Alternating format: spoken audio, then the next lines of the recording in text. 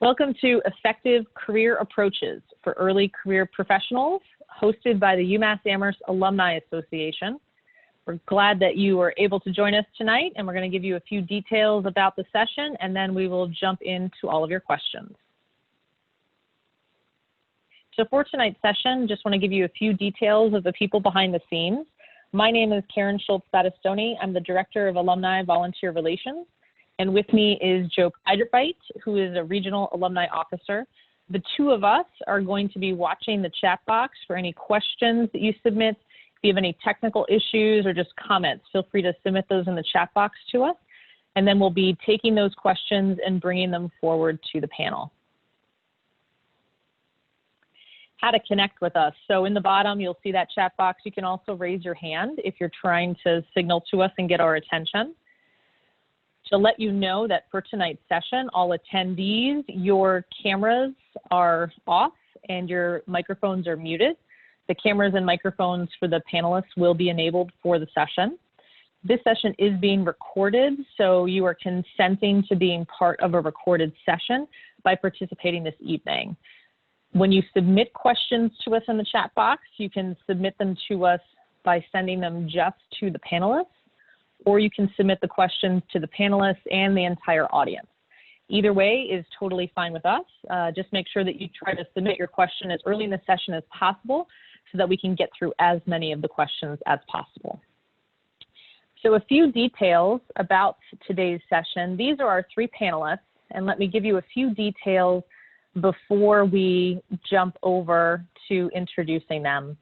I do want to mention and acknowledge that right now we are in unique times with many people working remotely from home or perhaps being laid off or in a new job search. We really encourage you to take the information that you receive from tonight's session and use this as one piece of the information that you use to decide what to do next. If you're a current UMass student, we really encourage you to take use of all of the different resources available to you as a student. There's career counselors, academic advisors, and faculty members. Many of those folks are around and accessible even with the spring semester over, so please reach out to them and utilize those resources. For alumni, we also have resources through the Alumni Association for career support, and we'll be giving some details about the alumni resources at the end of the session tonight. Okay, the other one detail I did want to say as well is with today's session being focused on newer professionals, if you are somebody that has more experience in the workforce, or perhaps you're looking to do a career pivot, we do have two upcoming sessions that focus on both of those topics. So we have a session on job searching for experienced professionals on June 3rd, and we have a session on career pivots on June 16th. So we encourage you to check out those events at umassalumni.com so you can sign up and participate in those as well.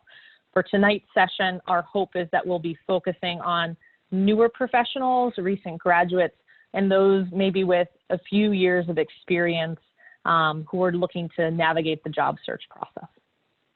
Okay, enough of me talking.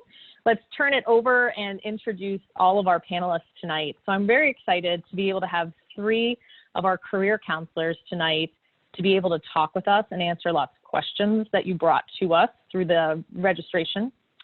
We have Erica Madison, class of 2003. She's a career coach and consultant with Sunrise Strategies. Natasha Saunders, class of 2001, associate director and career coach at the John F. Kennedy School of Government at Harvard University.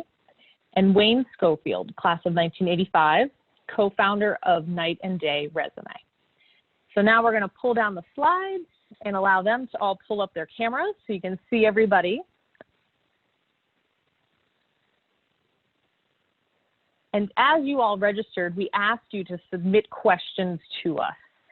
So our plan right now is to start off with some of those questions that you submitted. And our hope is that as we're talking, you will continue to submit more questions to us in the chat box. So please feel free to go ahead and do that. To start, we're doing a bit of a Q&A format. So the way we're going to do the session tonight, I'll be asking the questions that were submitted and then asking one of the career counselors to take the lead on that question, and some of the others may chime in as well. so that you can have multiple perspectives. And our goal tonight is to try to get through as many of your questions as possible and make this really a customized session to your needs. All right, so as each person gets their first question, they'll also be introducing themselves and telling a little bit about their background so that you can get a feel for who are the great people in front of you and what shapes the perspective that they have. So welcome, Wayne, Erica, and Natasha.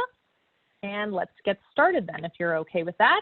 The first topic we're going to focus on is job searching. So a lot of people right now are losing their jobs. And the question was submitted, should I be applying for jobs now, or are there too many applicants and too few jobs? And maybe I should just be waiting. And Wayne, if you can take this first one for us. Absolutely. So good evening. My name is Wayne Schofield. I'm the co-founder and chief operating officer for Night and Day Resume. Started in 2011 with my son out of the basement. We have clients in 48 states, over 1,400 clients now, and in 6 countries. So we've taken this small little business and kind of grown it. It is a side business, if you will, that just keeps on going, because for the last 26 years I've been in recruiting. I've recruited technical folks, anything from kernel level developers up to web UI developers and everything in between. So engineering, finance.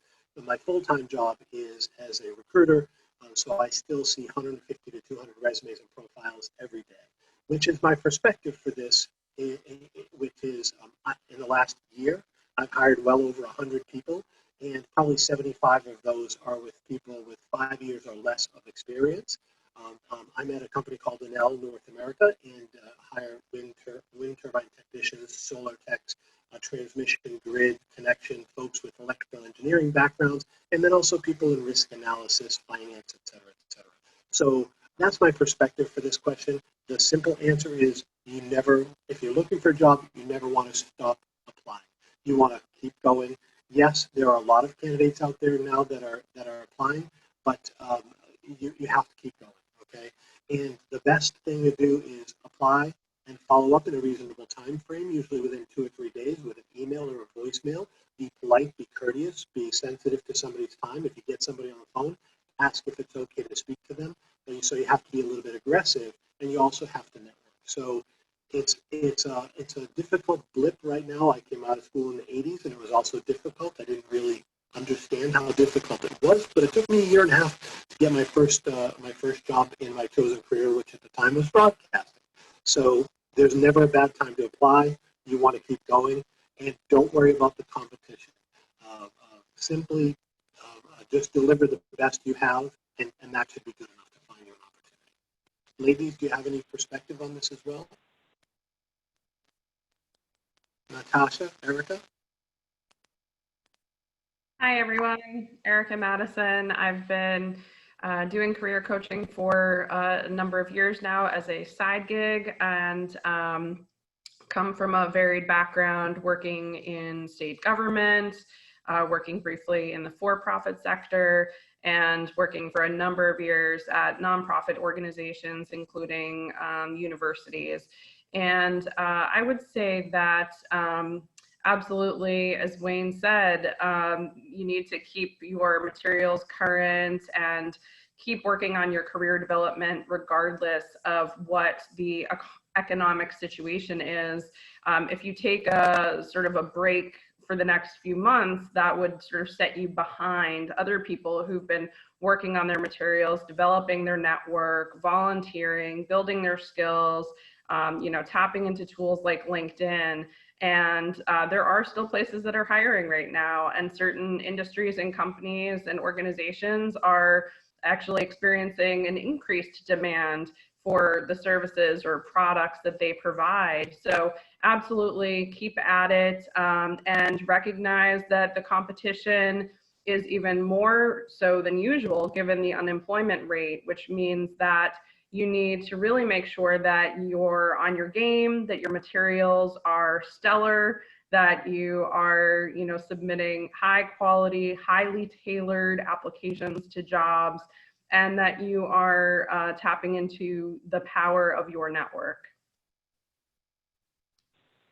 Okay, Great.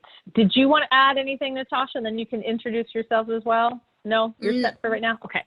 All right, we will keep moving ahead then so we can get to additional questions. Thank you both for the details on that, because I think that's a common one that has come up in multiple ways in the sessions and this one as well. So what does it mean to have a job search plan, and how exactly do I do that? How do I create a plan for job searching? And Erica, if you can start us off on this one, please.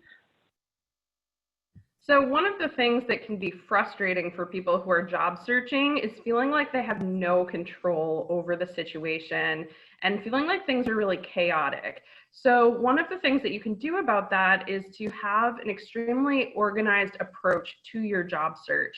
Something that my clients have found to be tremendously helpful is to keep a master spreadsheet to keep track of your job search. And this enables you to save time. You're not digging around trying to find what was the name of that company, or what was that role that I was interested in, or when did I submit an application for that position, and is it time to follow up yet? So I highly recommend setting up a master spreadsheet with a few different tabs in it where you keep track of positions of interest, applications that you've gotten out the door, and how far through the hiring process you've made it, so that you can start to pinpoint where you are running into obstacles. Are you not getting any interviews at all? If that's the case, that tells you that you need to work on going through your network more to get referrals and recommendations and find out about opportunities. And it also tells you that you probably need to do some work on your resume and your cover letter so that your materials are responsive to the types of positions that you're interested in. It also tells you that you might not be applying to the right types of positions. Maybe they're too senior or too junior for you, for instance. Or if you are getting interviews, you will see that, but you're not getting second interviews, that maybe you need to be doing some practicing and some more interview prep so that you can be getting those second and third round interviews and getting those offers. You also can keep track of your contacts in the spreadsheet, which will help you realize people who maybe you haven't been in contact with for quite some time, and it would be to your benefit to reconnect with those people and solidify those relationships so that you can continue to have those people in your network. And so much of the time people connect with opportunities through their network. So you want to make sure that you're keeping those relationships up. Even if you can't see people in person, there are a lot of ways to maintain those relationships. So those are a few tips that I would give about having an organized job search and really having a plan so that you can go about spending your time on your job search in a way that's efficient and strategic. Would others like to add? Okay. I would like to add just one thing, Erica. Through the Alumni Association and also through Career Services, so for both alumni and students, there's a tool called Career Shift that you can use. And in Career Shift, you can keep track of all those jobs you're applying to. What's the role? When did you apply? What's the name of the company? And then you can also research companies and find out information about them. But it's a great way to streamline all of that information without necessarily having to create your own spreadsheet. And you can also keep track of what resumes you sent to them. So if you have a few versions of a resume, maybe your customer service version, and then your assistant manager version, you can keep track of which version you modified and sent them, so you know as you're following up. Okay, I'm going to go to the example of a tool that's available to you that it makes sense to take advantage of. So thanks for mentioning that, Karen. That's a great resource. Yeah, I think it'll hopefully make it a little easier for people to be motivated to keep track of it. And then it's also can be exciting to see how much progress you're really making by how many different things you're looking at. So the next question then is, and you touched a little bit on this, Erica, as you're looking and applying, looking for patterns of maybe you're applying and then nothing's happening, or maybe you're getting interviews and then you're stopping in the process. So this question is, why am I not getting job offers or hearing back from employers? And Wayne, if you can take the lead on that one. Sure, and this does fold right in because I was going to make a bit of a comment on what Erica had said about job searching. it kind of folds into it because oftentimes somebody will be looking, or applying for the wrong level of job. I see people all the time, and the job requisition says, bachelor's degree or master's degree and 4 years of experience. And I see people who are coming right out of school. And although, somebody may have a ton of experience, even with internships, if the requisition says 4 years of experience and a certain level of degree, you're not going to get the job if you're right out of school. It's there for a reason. I mean, it'd be very, very rare. Like, I think one time in the 4,000 hires that I've had in my career, I took somebody who was beneath the job description because they were just so good. They had 2.5 years, in an advanced degree. But that is like 1 in 4,000 or more. But I would suggest when you're searching for jobs, look for jobs nationwide that resonate with you. Like if you're looking for buzzwords, or if you're looking for just the work experience, forget about the titles, forget about the level. Just look for things that resonate with you. And then what you want to do is kind of take that and bring it locally. So if it's project management, program management, Microsoft project, whatever it is, oh, that's cool, that looks interesting to me. Take that and then now plug that into the parameters for your location and then for your level. And then if you do that, you're going to get a better response. So why are you not getting a response? It could be that you're not applying for the appropriate level. And it also could be the resume, the cover letter. I always say clean, clear, concise, organized. Like I say, I look at hundreds of resumes or profiles on LinkedIn each day, and spelling errors really don't bother me unless you are somebody who is like quality assurance, et cetera, like where spelling error really makes a difference, or attention to detail. But take the time, go over your resume, make it clean and organized and concise. And I used this before, but it really does resonate. The people that stand out are the ones who have the content and clear, concise, and organized resume, not somebody who has all the flash and brilliance on their resume. That might get noticed, but for the wrong reasons. So, apply for the appropriate level role and make what you say on your resume count. Okay. So the next question that we have in here is, I don't have a lot of work experience, but I feel like I have a lot to offer. Should I be putting volunteer work and short-term jobs? Maybe I had some different roles on an athletics team where I was helping and doing some volunteering, something like that. Should I put those things on my resume? And Erica, if you want to lead us off on that. The answer is yes. Yes, you should. So you want to be thinking about, regardless of whether you were receiving pay for the work that you were doing, you were probably meeting people, you were probably building skills, you were probably learning about a particular industry or topic, or learning things about yourself.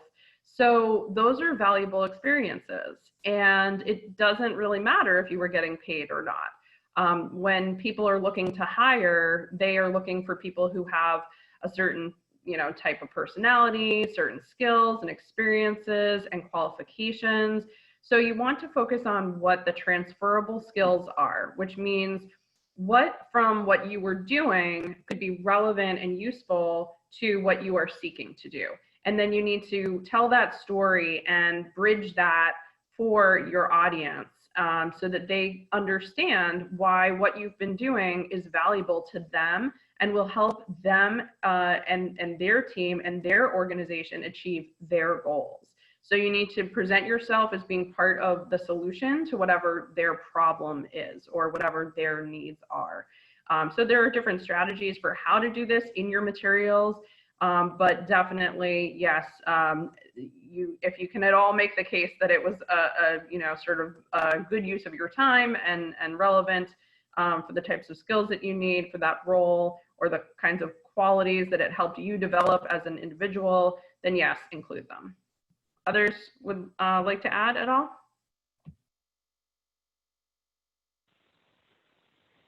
Just an additional kind of follow-up question to this one, if anyone wants to jump in on this.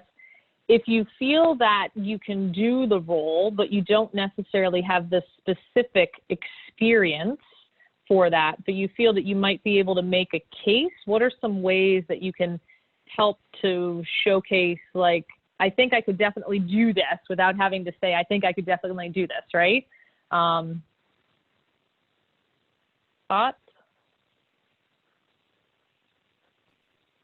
Well, it depends. I would say it depends on what this is. You know, you have to be realistic. Are your skills transferable? As Erica said, you know, you're building skills in your summer jobs, in your relationships at school, in your internships, and in your co-ops, or whatever it may be. But if you're going to be a Java developer, you know, your communication skills are important, but that's not necessarily going to get you a job in Java development.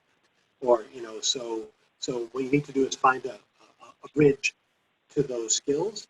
You know, the skills that you have that you've grown, and then how does that present you to a professional job? So if you're a project manager and you were a shift leader at a local subway or something like that, absolutely. Hey, I was given this responsibility. I had to oversee, I had to manage. I mean, you just have to connect the dots. Okay, great. So the next one, we're going to turn over to Natasha, and then you'll be able to introduce yourself, because I know we haven't gotten details about your background. And the question is, how do I get my foot in the door? I'm a PhD student with my coursework completed, and I'm looking to get my foot in the door for a role. So I'm a coach like everyone else.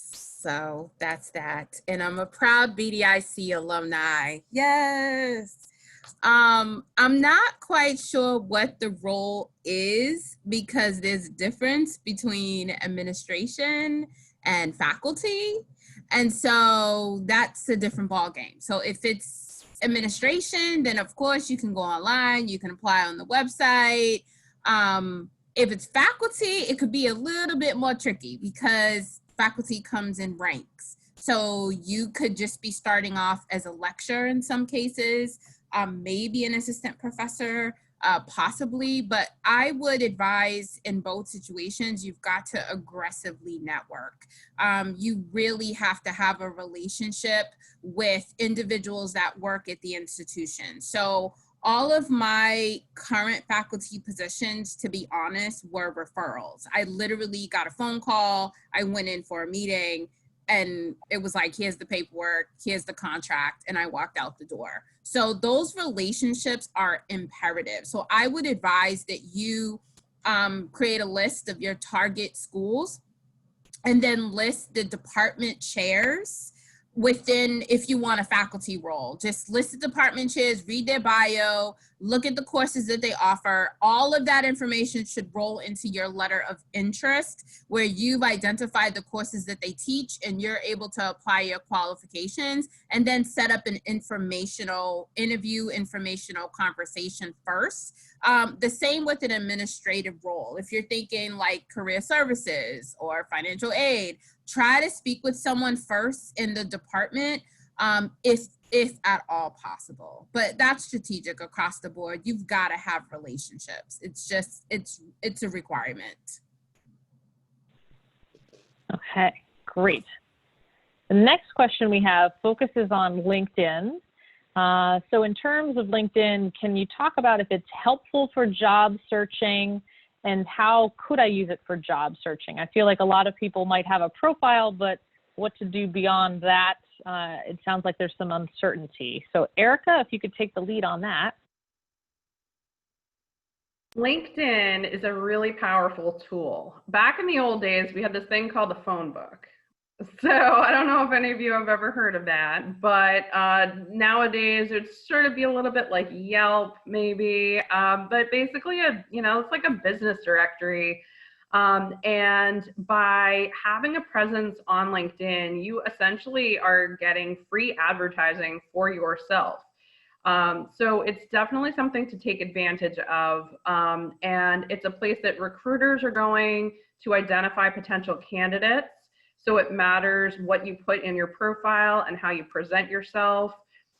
People are going to be Googling you if they're considering you for roles. And if you have a strong LinkedIn profile, that can help you get seen what you want people to see about you. So it helps you control your narrative. And organizations are using LinkedIn to learn about candidates. You can use LinkedIn in a number of ways.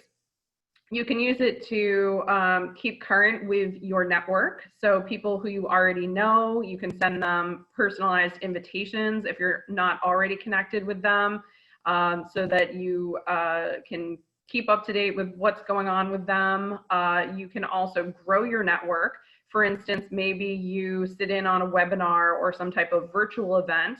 You see some presenters, or you connect with some other participants, and you want to be able to continue those relationships, to continue to get to know each other and be part of each other's network. So you might follow those people on LinkedIn or send them a personalized invitation to connect. So it helps you grow your network.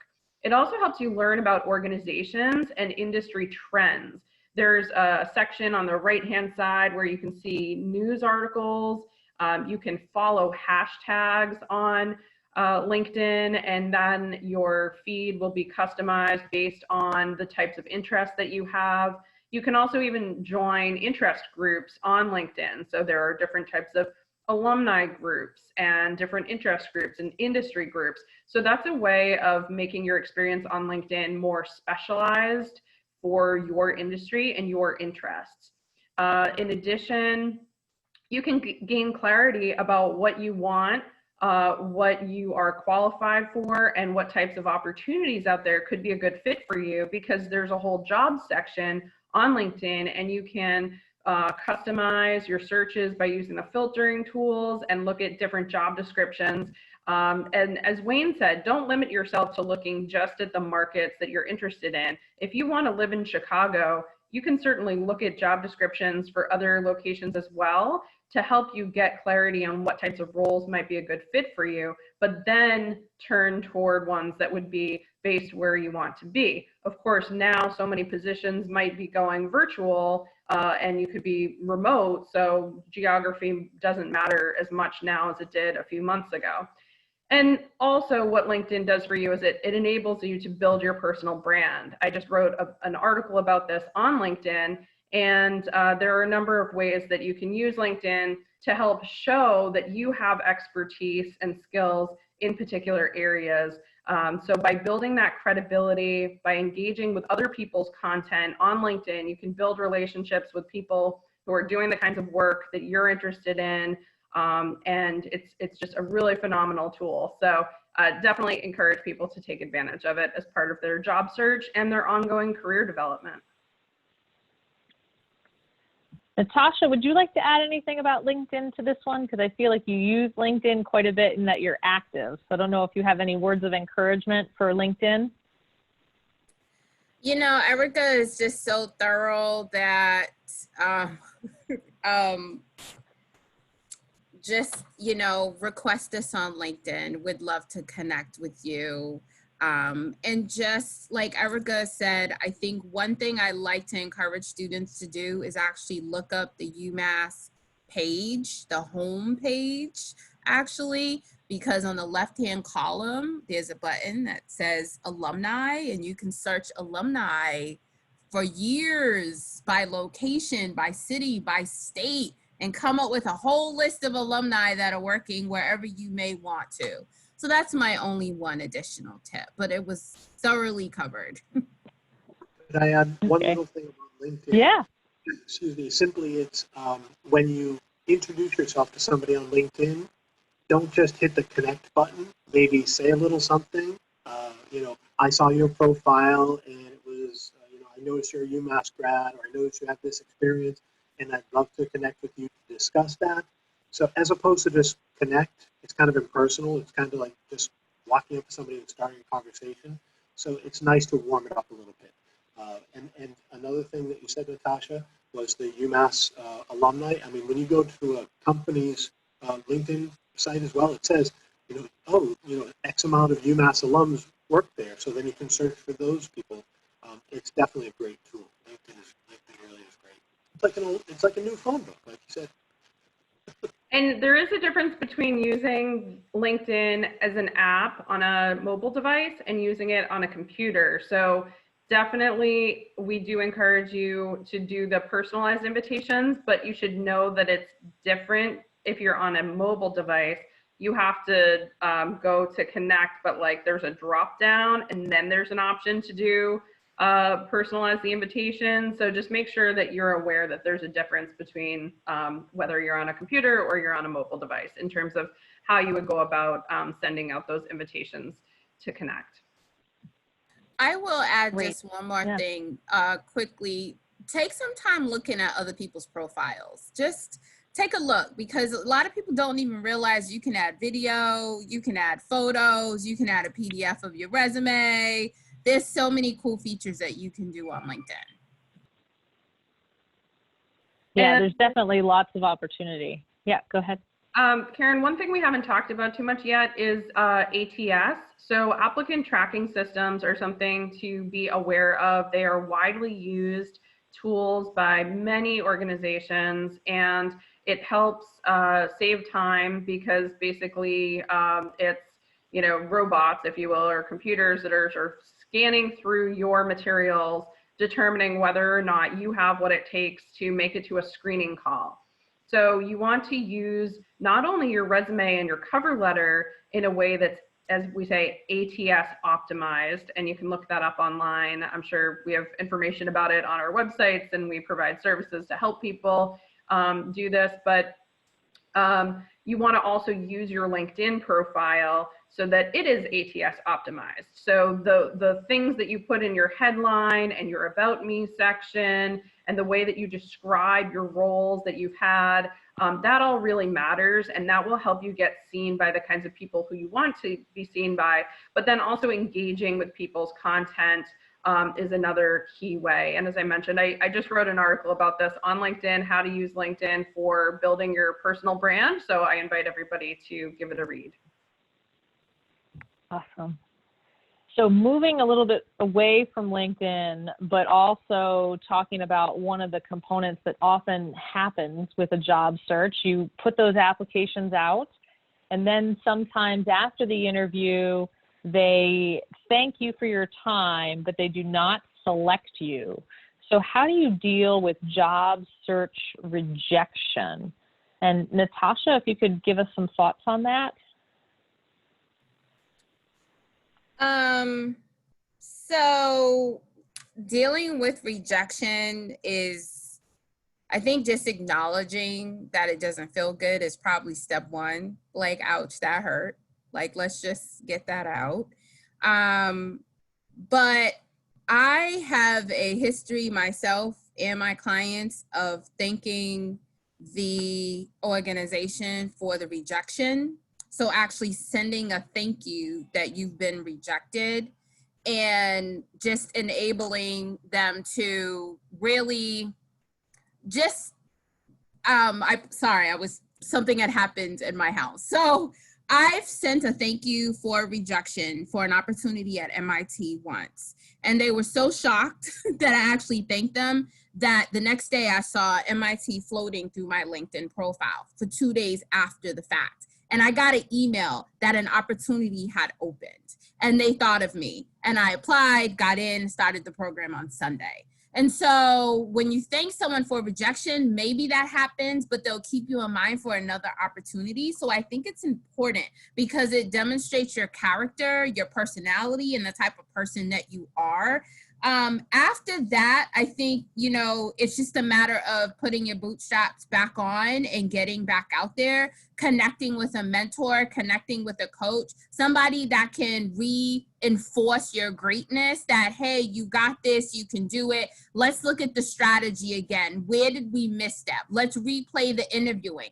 I think one of the missing gems too is sometimes you get all the way through the interview, right? You're all the way at the end, and people don't take their references into consideration enough.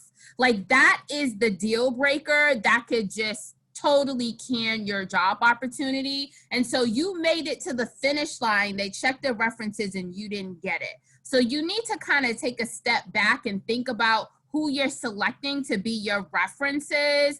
And what information are you arming them with so that they can have an informative conversation? You know the job description, you know the skills and traits that they're looking for. You need to give them prime examples on when they've seen you do this work and show these skill sets so that they can give those examples to the person that they're speaking with. So to me, that question is, how do you deal with rejection? Two is pause, give yourself a little bit of time to feel that rejection, connect with somebody that really makes you feel good about yourself, send them a thank you for the rejection, and then take some time with the coach and debrief. But if you got to the end, I really want to encourage people to really start thinking about the references more so. I think it's just an underutilized aspect of the process that people don't take into account. Okay, great. You want to add something, Wayne or No, Erica? I was saying great advice. That's fantastic. I would add one little thing, because getting rejected for an opportunity made me think of declining an offer, because there are people that are out there right now that are listening that are probably highly sought after, because there are lots of companies hiring. Anel is hiring like crazy. We have not stopped.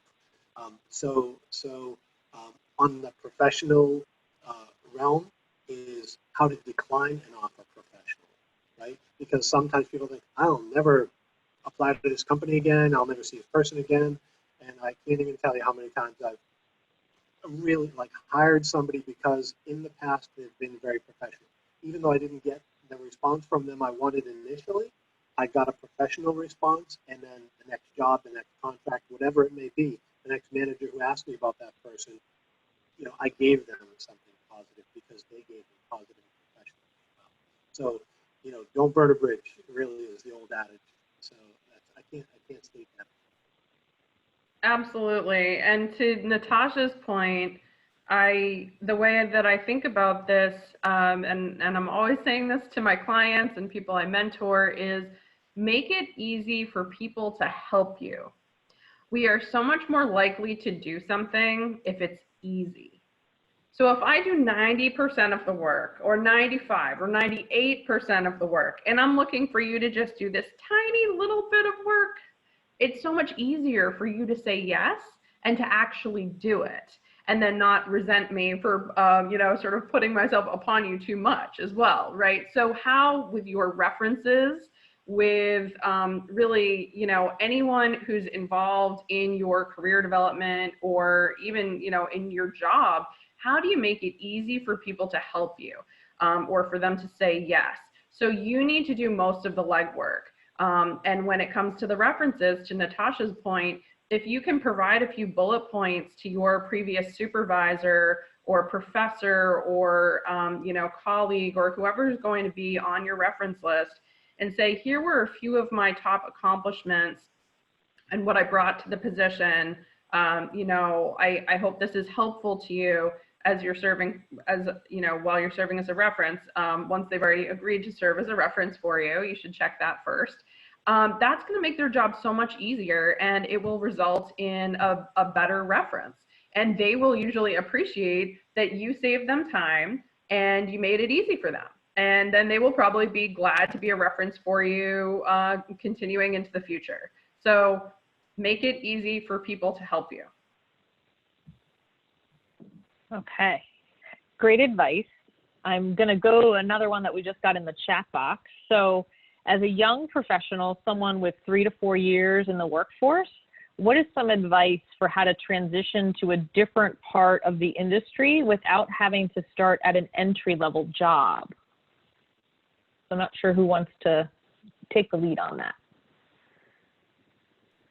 Well, I'll speak to that. I'm hiring people in risk analysis who come from other sort of analysis, maybe a business analyst or something, and they have a legal background and they want to get out of that and they want to do something else more towards the finance side. Really, like we said earlier, you have to kind of find what the connection is. You might have to take a step sideways. You might even have to take a step back. It really depends on what the market is, whether you're an engineer, a finance person, or a medical professional. Wayne, your audio is a little bit low. I don't know if you're able to adjust it. Some people are commenting that they're also having difficulty hearing it. So Sorry about that. Is that any better? I can speak up. Probably I was fading. I talk all day for a living, so sorry about that.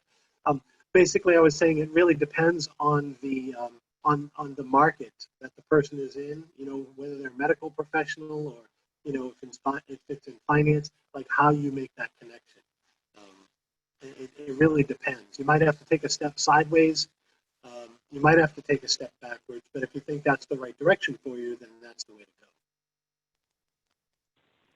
go. okay. So in terms of interviewing, how can we prepare for a virtual interview? And Erica, if you wanted to start us off.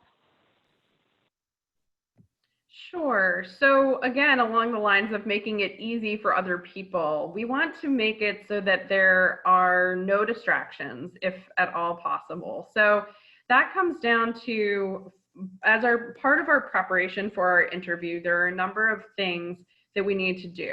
And one of them is thinking maybe even several days before the interview, what type of background am I going to have? What kind of outfit am I going to wear? How am I going to present myself?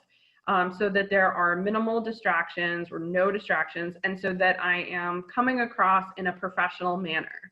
So those are all things to be thinking about days in advance, so you can move your furniture around or do whatever kinds of adjustments you need to do, as I did for tonight's session.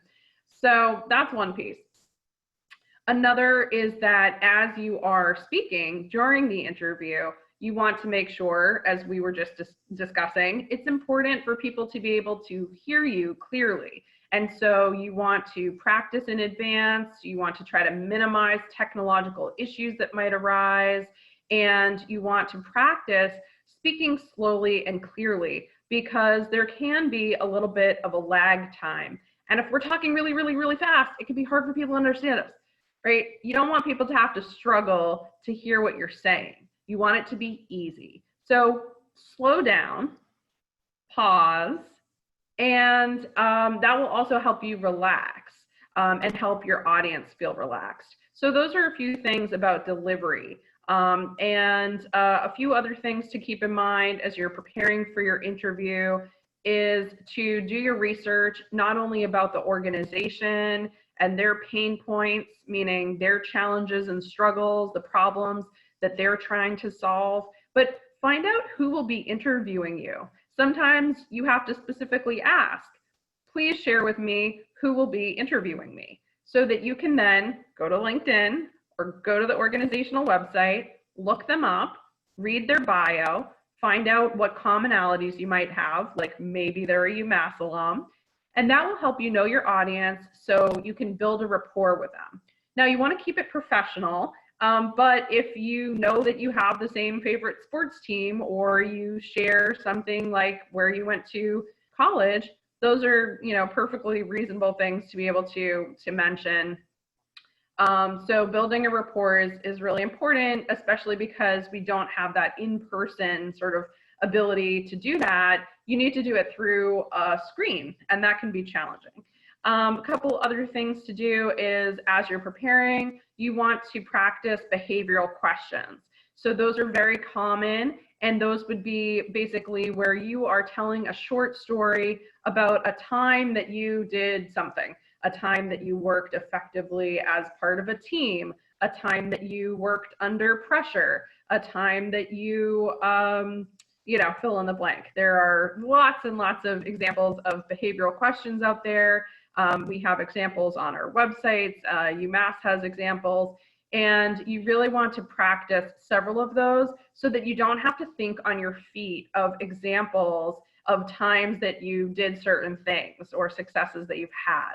So you want to have those ready to go, and you want to keep them short. You can't go on for 5 minutes, because if the questioners have 12 questions that they want to get through and they have allotted 20 or 30 minutes for the interview, that only allows so much time per response. So you want to keep in mind that the people interviewing you have a plan, and you want to make it, again, easy for them to keep to their plan. So if you go on and on and on, you are basically getting in the way of them achieving their plan. And so you want to make sure that you practice giving responses that are, I'd say, around 60 seconds is usually a good sort of ballpark for your responses. And then you need to have a couple of questions prepared that you want to ask them that are thoughtful, that show that you've researched the organization. And that's a really great way to impress the people interviewing you. So those are just a few pieces of advice about how to ace your interviews.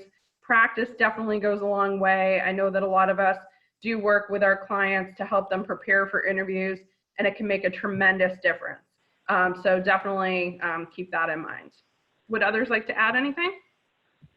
I would like to add. Oh, go ahead. Go ahead. Go ahead. No, go ahead. I'll wait. The one thing I was just going to add was if you go to the umassalumni.com/career page, we do have a resource through the Career Services Office called Big Interview, and they give you practice questions, and then you can record yourself, and then you could use that recording to either watch yourself back again, or if you meet with a counselor or you have a coach or someone, they could watch it with you or watch it and then give you some feedback. So that's a good way to be able to see if you're making some of those comments, or do you seem really nervous? You know, sometimes it's hard to gauge what your look is as you're maybe answering a difficult question, but it's a great way to be able to practice and then be able to share the video so you can get some feedback. I was just going to add 4 really quick logistical pieces is I usually suggest to my students and clients to keep a mirror with the word smile on it next to your computer or phone, because your voice can sound really mundane, really monotone once you keep answering questions and you don't even realize that you're not smiling. So that energy is not being portrayed. The second thing is logistically, put a sign up on your door or on your desk that says recording in progress, interviewing in progress. Even if you've told everybody in the house, in the building, because people forget at a moment's notice, they'll come and knock on the door. So put a sign up on the door or by your desk in case anyone approaches you. The third is make sure that nothing else is open on your laptop if you're using it for a video interview, because the bandwidth will be eaten up because you're running YouTube and Pandora and Spotify and Excel and Outlook and Gmail all at the same time. So just close everything down before you actually begin your interview. And the last is really just make sure you keep a notebook handy. Some people are so redundant and then they lose their place. And it's like, if you would have just jotted down a word or two, it would have just kept you right on target. So those are my 4 kind of tactical tips. And be early. Okay. Be early. The worst way to start an interview is to be late. So you want to make sure that you are not rushing around and stressed out right before the interview happens. You really want to build in, I would say, a couple of hours of just nothingness, if at all possible, before that interview, so that you have time to do that final preparation that you need. And that you have the software up and everything that you get on that call, you are ready to go like 10 minutes before it even starts, that you're like just in there, so that if anything, you're in that waiting room, as they say in Zoom, that's really critical as well.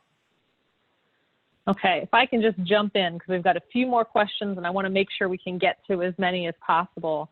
So this next one is kind of a few pieces that interlock. So Wayne, if you can kind of take the lead on this, and I'm going to give you the 2 interlocking pieces together, and that way you can decide how to approach it. So the 2 kind of interlocking questions, is it true that moving frequently every year or 2 in between jobs is beneficial when you're in your 20s? So trying to get at how long should you stay at a job? And then someone was also asking about how do you decide when it might be a good time for a job change? So how to find that balance between fun, your workload, your finances, professional development, and also realizing that maybe you're getting more attached to the work and the company, but maybe the role isn't the right fit for that balance in your life. So maybe it is time for a change. So how do you assess when it's time for a change, and how long should you stay at a job? So I'll address the second question first. The short answer is it's personal. You have to determine which is more important, whether you want to grow your professional career or your personal life, or you want a blend of that. Many people can balance it. Some people, depending on what you do for work, you might have to relocate. So maybe your personal life has to suffer for a little bit. Like somebody who's a medical professional who goes to medical school, and then you have to go somewhere, and then you just can't have a personal life. So really, that depends. With regards to moving in your 20s, I've never been of the belief that you have to move to grow. My two older children are 31 and 28, and they're both professionals, and each they've been at their jobs 6.5 and almost 7 years respectively. So they started in their 20s, and they've grown their careers, and they love their jobs. So people in their 20s don't have to leave a company to get ahead. It depends on the company, though. If you're at a larger company, look for opportunity, look for a leadership development program, make yourself known. And then if you're at a smaller company, ask what you can do to take on some new challenges. So I don't believe that you have to leave a company to get ahead. Okay. So I'm going to jump to the next one. I know we probably have a lot more to say on several of these, but I want to get through a few more. So for someone who is trying to decide between several different roles, so this specific example is maybe looking at being a surgeon or a medical doctor or a dermatologist. How can you prepare to figure out and discern future roles that you might want to have? I'll start us off. So one of the things that I do with my coaching clients is really focus on reading job descriptions and also bios of people who are in industries and roles that are potentially of interest. And it's very much a process of elimination. That you'll start reading things and you'll say, well, I really, that does not sound at all appealing to me. I do not want to have to get that certification, or I do not want to have to get that degree, or the responsibilities of that type of role just do not sound like they're a good fit for me. So I really look at it as kind of going like this, a funnel. And that, you just kind of cross things off the list, keep crossing things off, and you see what's left. And then you have like 2 or 3 options, and it sort of becomes pretty clear. Okay, let's pursue these potential paths. So I think it really comes down to the research. And certainly, reading things is one type of research. Informational interviews is another. Sitting in on webinars. Listening to podcasts. All of these are different ways of collecting information to learn about different industries and roles, so that you can start to see what makes your eyes light up, and then that's what you should go toward. Okay, great. I'm going to jump to one more question, and then it looks like we're about out of time. So in terms of web pages, looking for jobs, what are some great web pages or places that you can build that job search? So there's obviously LinkedIn, Glassdoor, Indeed.com. Those are the big ones. And it depends on what you're looking for. Even Facebook has groups that are hiring. It really depends. Ladies, you probably know a lot of the new up and coming. I'm old school when it comes to that. I go with the aggregators.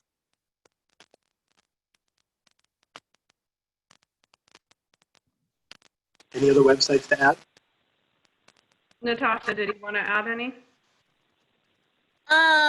I mean, my number one is LinkedIn, hands down. It doesn't matter if you're a recent graduate, a senior executive, like that's just my go-to, hands down.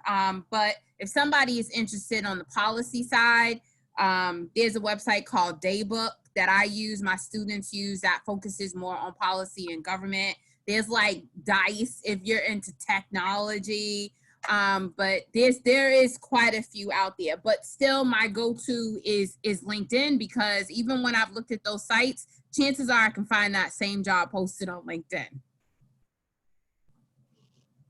Okay. I have a number on my website, so I've just shared a link to that in the chat box. Encourage folks to go there later to take a look. It really depends on what sector you're interested in, what geography, what subject matter. So I do have broken down by a number of those things. The UMass resources are great, which Karen is an expert in. And there are some websites. One is called What Can I Do With This Major, which is particularly useful for recent graduates. As was said, LinkedIn is a tremendous resource as well. But yeah, definitely many resources out there. So now it looks like we're about out of time. I do want to mention some of the different resources that we have through the alumni office. So we've been referencing in the webpage. So Joe, if you could just bring up that one slide. So as we mentioned, Natasha, Erica, and Wayne are 3 of our career counselors. There's a total of 6 counselors that we have through the Alumni Association.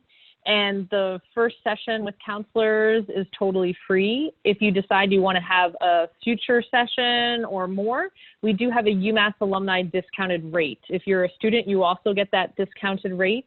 And a lot of people find that by talking with someone, it's really helpful to give them some focus to figure out where to start. It can often seem overwhelming because there's a lot to do. Another tool we have is Alumni Advisors. It's an online platform with alumni who put themselves in there and say, I'm here for career support, resume help, LinkedIn help, just career advice, general networking. And it's a great resource. You connect with people through video chat and conference call phone line. So it doesn't matter where they are, and we have alumni all over the world that participate in that program. To find out about our events, you can go to umassalumni.com/events, and there you can see details about upcoming things, whether it be something hosted by the Alumni Association or a partnership with another area on campus. This webinar, as well as other webinars that we're doing, we're recording. We'll send an email to everyone who's registered for this webinar to just let you know when it's posted with the captions. But you can also access it by going to umassalumni.com/career, and that will give you the additional details to find this recording and other recordings of other webinars. So just to kind of close us out, so if each of you might want to give a kind of final thought, closing thought, thing to think about. I mean, job searching, I think, can be a long process. And for many people, they often say it's helpful to keep positive. So if we could have everybody kind of give a final thought on the job search topic that we had today. Maybe? Who'd like? Yeah, go ahead, Wayne. So simply keep it simple. Keep your resume clean, clear, and concise. Keep it organized. Keep your conversation organized. Keep your cover letter short and sweet. It's a 30-second elevator pitch. It's not a 5-minute monologue. So keep it simple and be persistent, and good luck.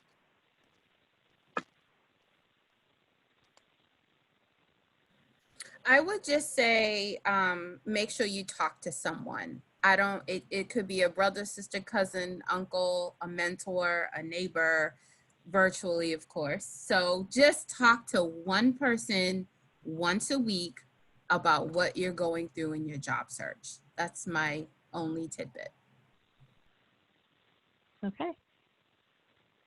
I've been listening to a book on the topic of abundance, and I believe it's called The Art of Abundance. So taking on a mentality that there are actually plenty of opportunities out there in the world for us, even if they're not posted on a job board somewhere. Maybe we create our own job, or something that doesn't yet exist comes into being later on, but there is an abundance out there. And so I think having that mindset can be incredibly helpful, and doing what you have to do so that you can feel a high self-esteem for yourself, because that's something that employers are going to be looking for. And, you know, try to just even out the emotional roller coaster that can be job searching by kind of taking a step back and trying to be objective and kind to yourself as you go through the process, so that you can be in it for as long as is required. Great. Thank you all so much, Natasha, Erica, Wayne, for sharing your time today, being willing to take all of the questions as they came and being able to adapt to the audience. We want to thank everyone in the audience for your time today and for bringing your questions to us so that we could really focus this around you and your needs. We're definitely pulling for you as you go forward in the job search process. If there's anything you need, please reach out to us in the Alumni Association. We'll be happy to connect you as needed. And if you want to connect with any of the three of our speakers from tonight, we can also get you their information as well from our webpage, and ways to connect with them. So thank you, everybody. Have a great night. Go UMass. Go UMass. Go Enjoy the rest of your evening. Yeah. Good night. Thanks, everybody. You all. Bye-bye.